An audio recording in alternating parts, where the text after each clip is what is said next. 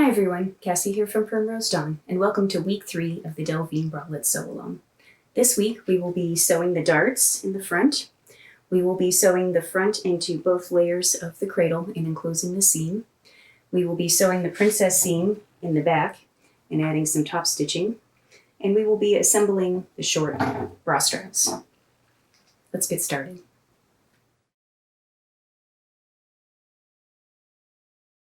We're now on page 10 of the instructions, and I have some basic directions on working with picot elastic and fold over elastic, and I have previously recorded some videos on sewing these elastics, which I will link down below if you've never worked with those type of elastics before.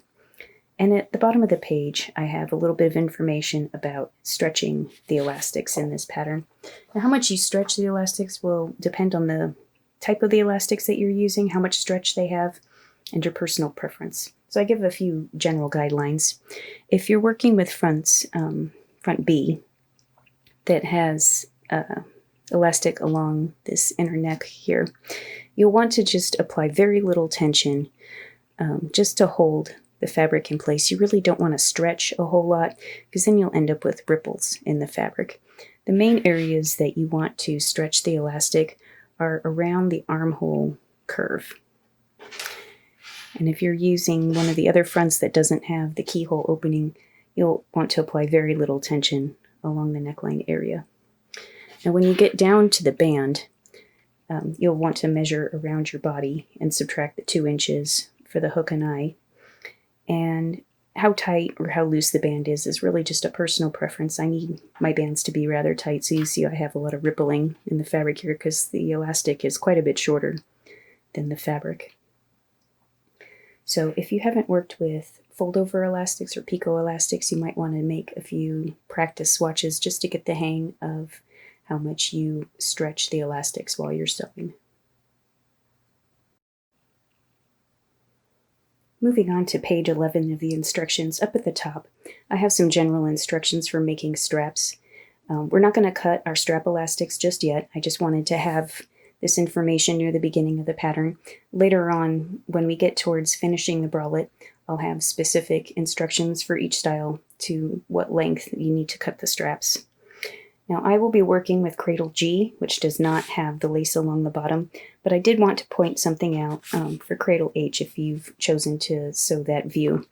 When you get your band and cradle pieces together, you're going to notice that the band is 3/4 of an inch longer along the side seam than the cradle, and that's on purpose. That's not an error in my pattern drafting, and I wanted to show you in the finished sample why that is. When we attach the bottom band elastic, we need to attach it to the band sections only in the first step because that gets folded back onto the inside, and it gets attached only to the lace section of the cradle in the second pass because we want to keep this scalloped edge along the bottom. So we need that extra 3/4 inch length in the band section only so that we can attach the elastic, turn it back to the inside, and then on the second pass attach it to the entire bottom part of the bralette.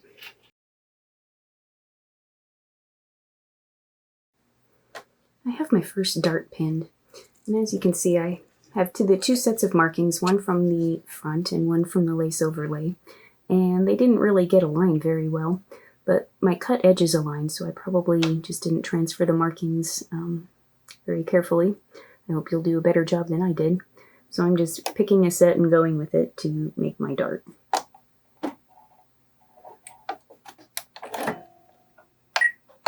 Whoops. Be sure and you switch back to straight stitch. I almost sewed this with zigzag.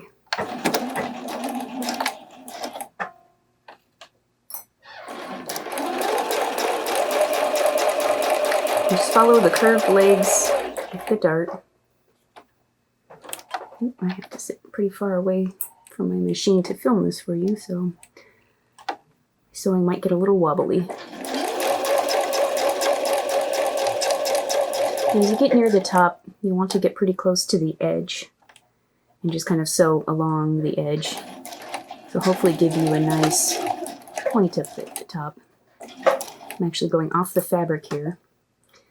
Now the way that I learned to finish the darts is I raise the needle, and I'm going back just a little bit, and I'm going to go backwards just for a couple of stitches in the fold of the fabric.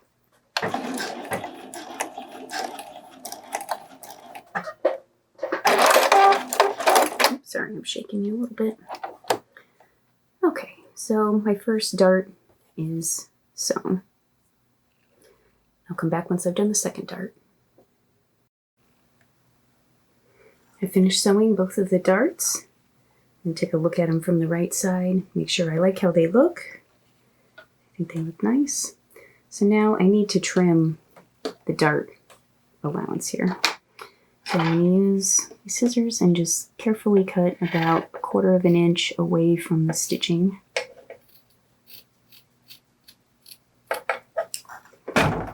Oops.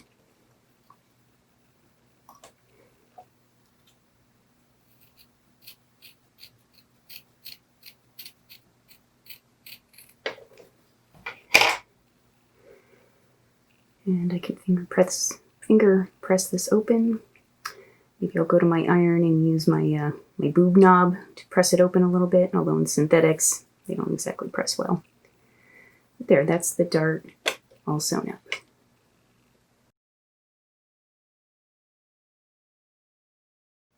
The next step is to attach the front to both layers of the cradle.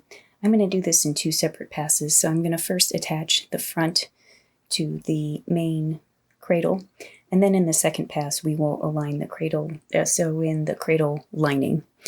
So I'm going to match up all the notches. We have this first notch here, pin, and then this dart will align with the next notch.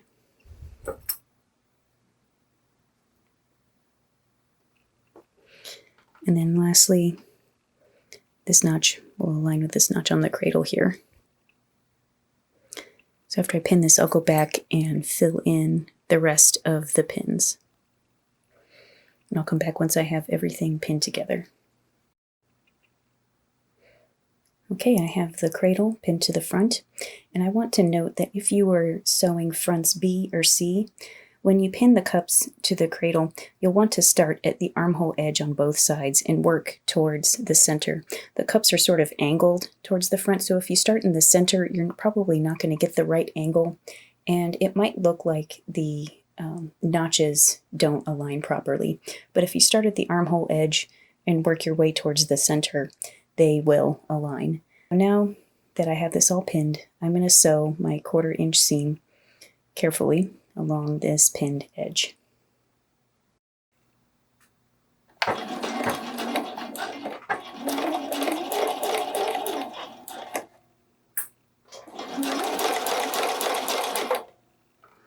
Just go slowly and make sure that the under layer is laying nice and flat. I don't usually sew with lots of pins, but when I have convex and concave edges coming together, I usually do add more pins than usual.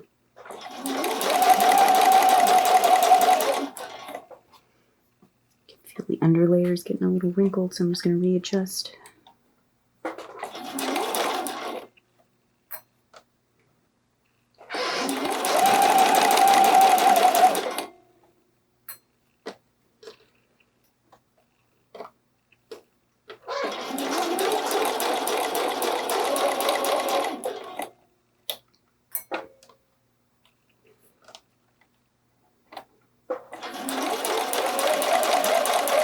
Okay, we're coming up on the seam allowances here for the dart. You'll want to make sure that they're nice and flat once you sew over them.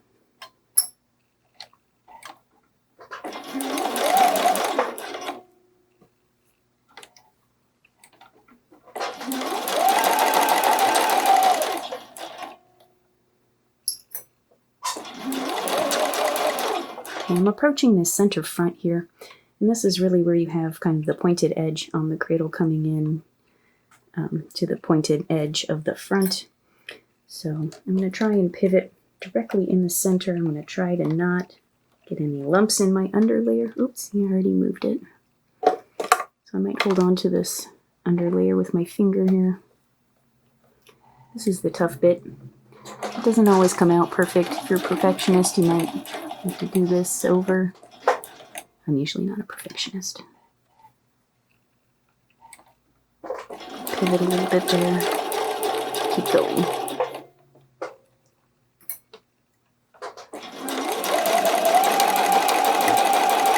Approaching my second dart, I want to make sure that this seam allowance is nice and flat.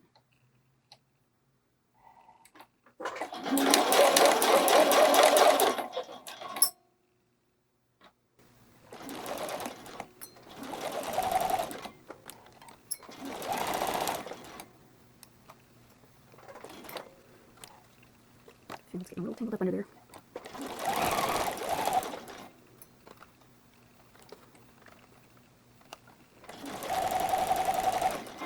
Almost at the end. Backtrack a few stitches. Okay, let's look at the underside and see how we did. Oh, good.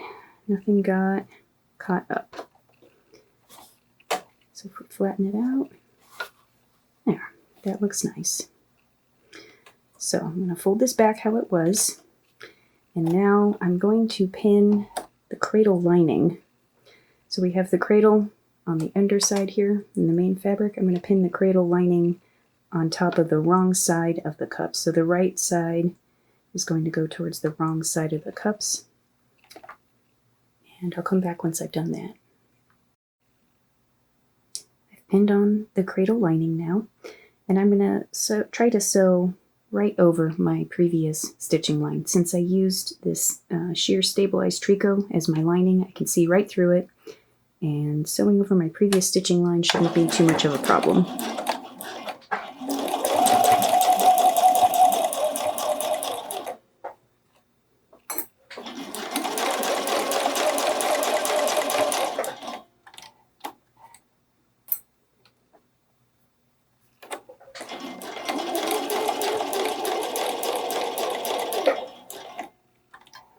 Still need to be careful and make sure that all the layers underneath are still very flat.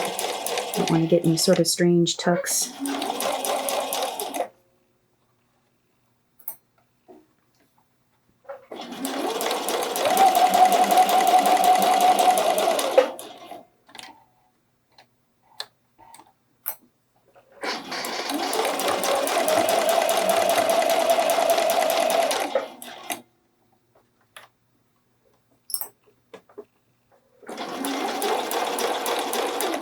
Coming up on the center front here, this is the part where I want to make sure that it's all nice and flat underneath, and I'm going to try to pivot right where my pin is.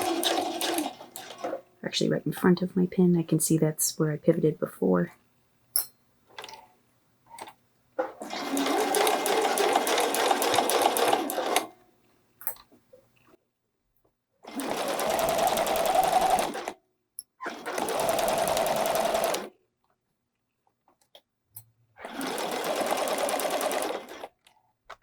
See my underlayer's curling a little bit, so flatten it out.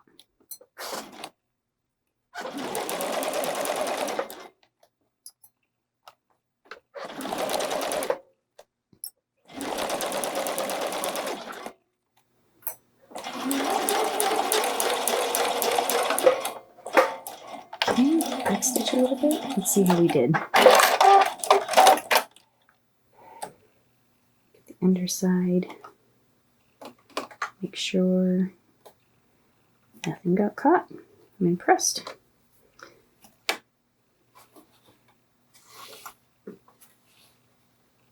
So if we pull down this lining layer, you can see that this seam allowance is nicely encased in between the layers of the self and lining of the cradle. So I'm going to take this to my iron and just press this so that it's nice and flat. Here are the fronts sewn into both layers of the cradle, and we're done with this section for now. Since we will be doing back eye, we're going to move on to step 4 of the instructions. So I'm going to go get my band pieces.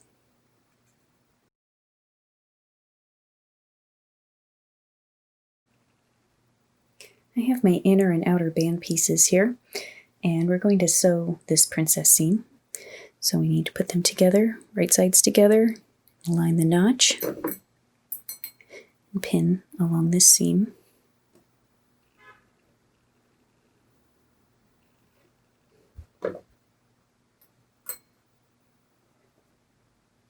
I'm left-handed, so I might pin the opposite way. And if you're right-handed,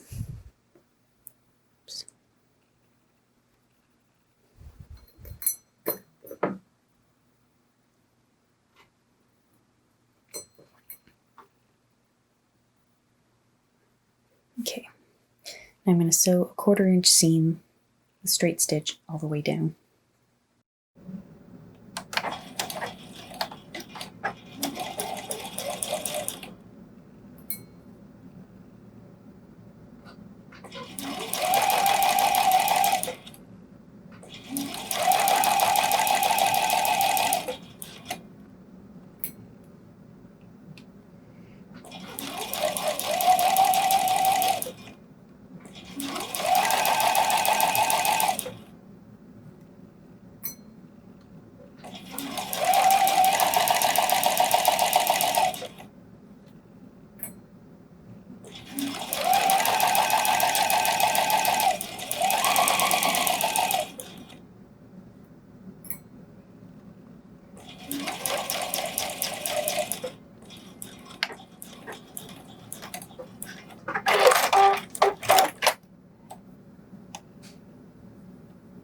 Okay, so that seam is sewn. And the next step is to add some top stitching if you want. I like to add it and press the seam allowances towards the power net part of the band, just because it wouldn't look very attractive to have the seam allowance showing on the lace side. So I'm going to turn this around and do a medium with zigzag. And I'm just going to align the seam allowance with the inner edge of my foot. I could have pressed this, but with synthetic fabrics, the pressing doesn't make a humongous difference.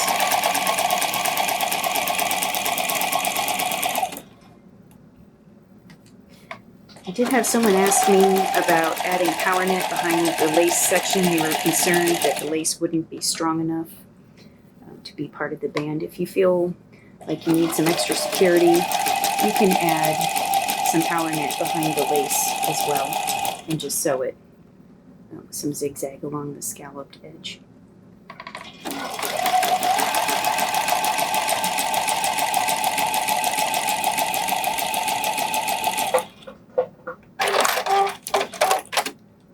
Okay, so now that has some top stitching.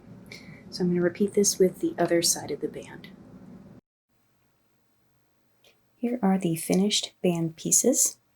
And for the last step today, we are going to make the straps.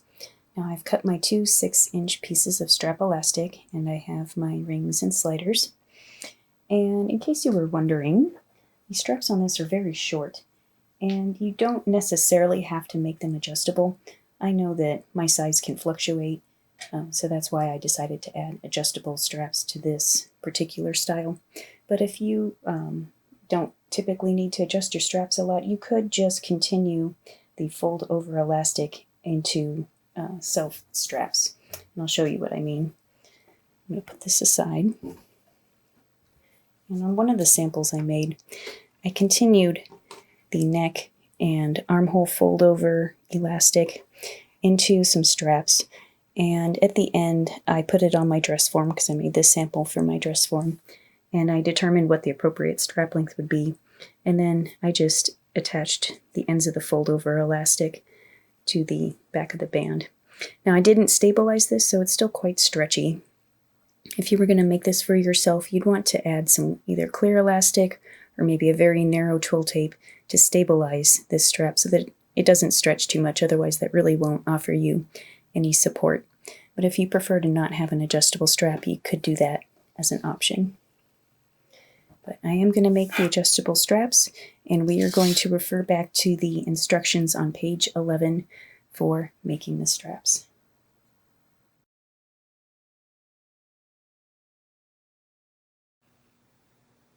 I've switched my machine to white thread in both the top and the bobbin, and I've moved back to a straight stitch.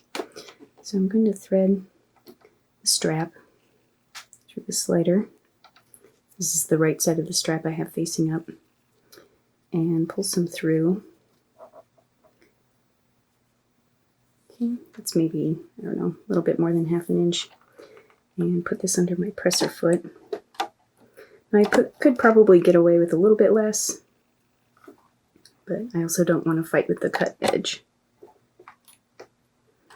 So I don't get a thread nest, I'm going to start in just a little bit, sink my needle down, and I'll go forward, and I'm going to go forward and back a few times just to make sure that it's really secure.